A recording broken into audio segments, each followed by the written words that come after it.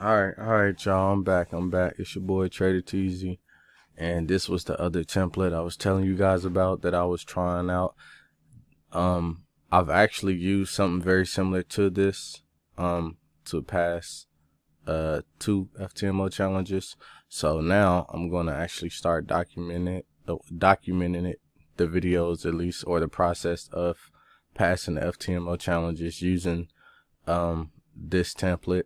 Um, I do trade on multiple accounts, and depending on how I'm trading, that would determine the time frame. And with this is not a swing trading account, so I'm gonna be trading based off of the H1 time frame.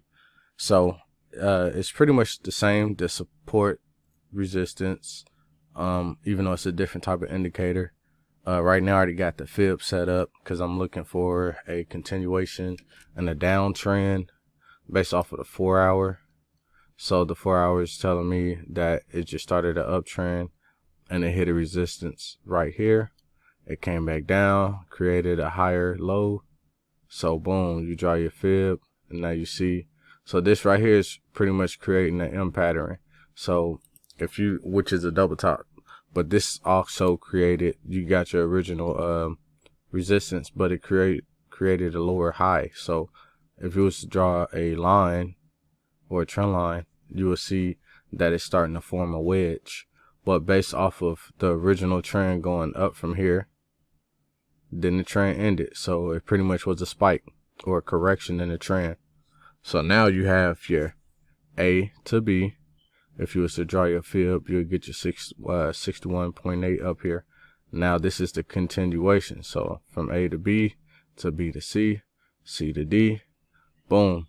So you know it's got to break this, possibly even come down here and test this. So it'll be right here. So if it don't break structure as far as breaking this overall support, then it should reverse, will set up as far as a reversal, which would be a continuation in the overall trend, which is to be going up, as you see right here. So like if you go back to the H4, this is what I mean. The A to B, A to B, B to C, and then the D, the continuation. But right now it's making a smaller moves, so I'm believing it's going to come back down here, probably retest, create a newer, stronger point as far as the support level, then continuation. It'll go right here, break out past this, even hit this point, come back down. And I'm saying that because of the break and retest. So right now it's having problems actually breaking this resistance. So it's going to come down, find a new support, and finally get enough buyers to come in and push it past this resistance, which would then, continue in the upward momentum. So I will be looking at this trade for probably 2 to 3 days as far as holding it, because it shouldn't take that long. I mean, this is an hourly time frame, so I might even get in on a few sales, like coming down here to about right here to right here, somewhere in this level. Pretty sure it's gonna break this. It has to break it in order to trigger the reversal circle that's blue for the trend continuation to start going back up and to continue in the overall buy movement. So this is a trade I'm gonna be looking forward to taking based off of this template. This is another swing trading. Well, it's not even a swing trading template. It's an intraday trading template. So for those who might not necessarily like looking at the charts all day, trying to scalp on the 5 and the 15 minute, but don't necessarily want to hold day trades for weeks at a time either. So the intraday is a real good time frame to trade on if you just want to try to make money every few days, possibly. I don't know how good of a trader you are if your risk management is on point. And also, this is something that I use. So I'm gonna go back down to the 1H. This is what I use. This is a trade assist manager. I'm pretty sure that's what it's called. And it just helps you manage your account as far as what you want to risk. If you want to do a 2 to 1, 3 to 1, 5 to 1, if you want to risk 1% of your account per trade, or if you want to risk 10% per trade on your account. Me, I only risk 1%, especially seeing how I'm about to be using this exact strategy to pass the FTMO challenge in the upcoming weeks. So stay tuned, and then we just gonna see what happens. Hopefully everything good. I need the money right now. I needed that money like yesterday. I need all of it. So y'all bear with me. I'm gonna keep these videos popping out. Let's look at this daily. Oh yeah, look at the daily. The daily is a continuation too. So now you got your support. You got your fib from your A to B. Boom. It hit this resistance, right? Come down. So now you got your B to C. Boom. Which also created a what? A higher low. So that's the trend line right there. So that's why I said it's gonna come down, but it's not gonna stay down there.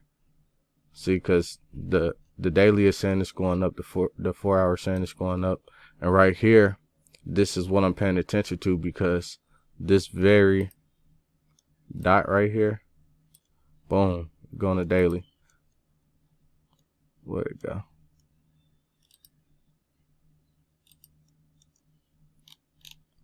I lost my. There you go. There you go. So now if you go to your daily, you know that same thing is right here. It's just zoomed all the way out. Let me see if I can zoom in. Well, try to move it over here. There we go. You see, there go your same square. Boom.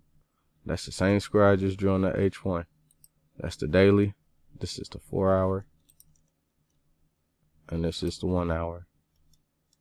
So this is why I'm paying attention to this specific one spot, as far as using it as an indicator for a trend reversal, because based off of the 4 hour and the day one, which is the daily,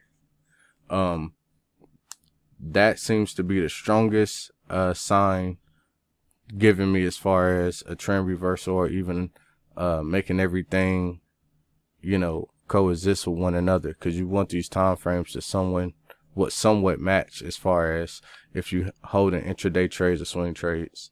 Now, if you was trading on a lower time frame, then those trades would probably play out within an hour or two, probably not even that long, or sometimes slightly longer, depending on if it's choppy. You know what I'm saying? But as far as 1 hour, these should be pretty straightforward setups as far as this. At least EA right now, this is a very, very, very basic setup. I mean, just look at it. You can draw a trend line. Boom. You got your confirmation. You got your original point of structure, which is your support. Then you got a higher low.